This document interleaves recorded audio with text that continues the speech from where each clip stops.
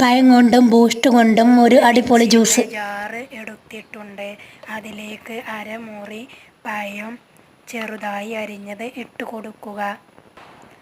മധുരത്തിന് ആവശ്യമായിട്ടുള്ള 2 ടീസ്പൂൺ പഞ്ചസാരയും ഇട്ട് കൊടുക്കുക.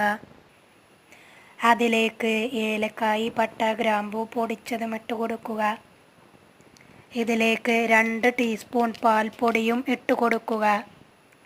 ഇതിലേക്ക് 5 രൂപയുടെ ബൂസ്റ്റിൻ്റെ ഒരു പേക്കാണ് ഇട്ട് കൊടുക്കുന്നത്.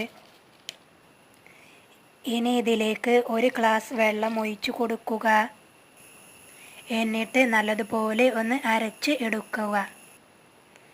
നല്ലതുപോലെ അരച്ചെടുത്തിട്ടുണ്ട്. ഇനി നമുക്ക് ഇതൊരു പാത്രത്തിലേക്ക് മാറ്റി കൊടുക്കുക.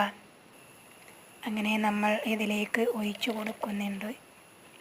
പഴം കൊണ്ടും ബൂസ്റ്റ് കൊണ്ടും ഉണ്ടാക്കിയ റെസിപ്പി റെഡി ആയിട്ടുണ്ട്. ഇഷ്ടപ്പെട്ടാൽ ഒരു ലൈക്ക് തരണേ. ഉണ്ടാക്കി നോക്കാൻ മറക്കരുതേ.